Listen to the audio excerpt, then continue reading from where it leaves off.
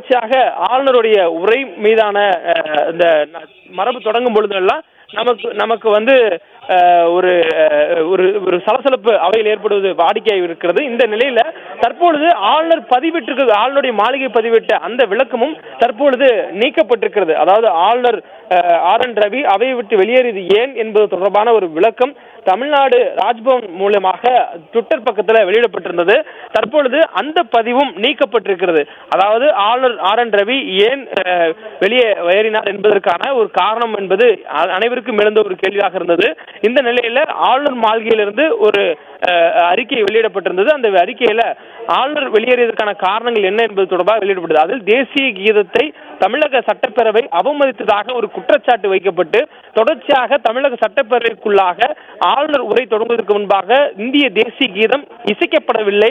இது தொடர்ச்சியாக இந்திய அரசியலமைப்புக்கும் இந்தியாவினுடைய தேசிய கீதத்திற்கும் ஒரு அவமரியாதையை ஏற்படுத்தும் செயலாக இருக்கிறது என்ற வேதனையை அடைந்து ஆளுநர் RN ரவி தமிழக சட்டப்பேரவையில அவருடைய உரையை வாசிக்காமல் புறப்பட்டு சென்றார் என்ற ஒரு தகவலை அந்த ட்விட்டர்ல தெரிவித்திருந்தாங்க.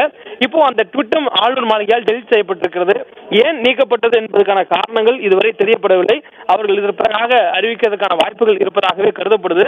தற்போதைய சூழல் வரையிலும் ஆளுநர் வெளியேறியதற்கான காரணம் என்பதை ஆளுநர் மாளிகை தனது அதிகாரப்பூர்வ சமூக வலைதள பக்கமான ட்விட்டர் பக்கத்தில் வெளியிட்டாலும் கூட தற்பொழுது அந்த பதிவை நீக்கி இருக்காங்க.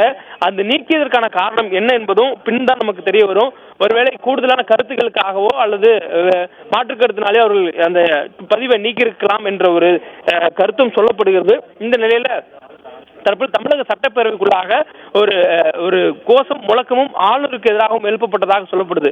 இதன் காரணமாக ஆளுநரை அவமதித்ததனால் தமிழக சட்டப்பேரவை விட்டு வெளியேறுவதாக கூறி தமிழக பாஜக MLAக்கள் அவையிலிருந்து வெளியேறியிருக்கிறாங்க. அதே போன்று ஆளுநர் தமிழ்நாடு அரசினுடைய மரபுகளை மீறுவதாகவும் ஆளுநர் தொடர்ந்து தமிழக மக்களுடைய மரபுகளை புண்படுத்துகிறார் என குற்றம் சாட்டி தற்பொழுது காங்கிரஸ் சட்டமன்ற உறுப்பினர்களும் அவையிலிருந்து வெளிநடப்பு செஞ்சிருக்கிறாங்க.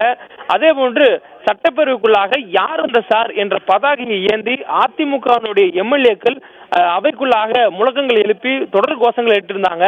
அவர்களை சபாநாயகர் அப்பாவு சமாதானம் செய்யக்கூடிய முயற்சியில் ஈடுபட்டிருந்தாரு. ஆனால் அது பலனளிக்காதனால அதிமுக MLAக்கள் கூண்டோடு சட்டப்பேரவையை விட்டு வெளியேற்றப்பட்டிருக்கிறாங்க. வெளியேற்றப்பட்டிருக்கக்கூடிய அதிமுக MLAக்கள் கையில யார் அந்த சார் என்ற பதாகையோடு நின்று அந்த சட்டப்பேரவை நுழைவாயில நின்று முழக்கமிட்டு இருக்காங்க. அதே போல அவங்களுடைய சட்டையில யார் இந்த சார் என்ற பேட்சை கூட்டிட்டு தான் அவங்க இன்னைக்கு சட்டப்பேரவை கூட்டத்துக்குள்ளேயே போனாங்க. இந்த சூழல்ல இப்ப அவர்களும் வெளியேற்றப்பட்டிருக்கிறாங்க. இப்போ தமிழக சட்டப்பேரவை கூட்டம் உள்ள நடந்து வரக்கூடிய சூழல் இருக்கு. ஆளுநர் உரை அவர் வாசிக்கல. ஆனால் ஆளுநருடைய உரை சமர்ப்பிக்கப்பட்டதாக ஏற்றுக்கொள்ளப்படும் என்பது தகவலாக சொல்லப்பட்டிருக்கிறது. மேலும் ஆளுநர் உரையில என்ன இடம்பெற்றது என்பது குறித்தான விளக்கம் பின்பு வெளியிடப்படும் என்பதும் ஒரு தகவலாக சொல்லப்பட்டிருக்கிறது. இந்த சூழல்ல ஆளுநருடைய உரை என்பது மிகப்பெரிய ஒரு சர்ச்சைக்குள்ளானதாகவே கடந்த ஆண்டுகளில் மாறி இருக்கு. அதாவது ஆளுநர் RN ரவி தமிழக ஆளுநராக பொறுப்பேற்றதுக்கு பிறகாக அவர் தமிழ்நாடு அரசு கொடுத்த அவருடைய ஆளுநர் உரை, தமிழ்நாடு அரசு தயாரித்து கொடுத்த ஆளுநர் உரை வாசிக்கும் பொழுது தமிழ்நாடு அரசு கொடுத்திருந்த சில பெயர்களை அவர் நீக்கி வாசித்திருந்தாரு.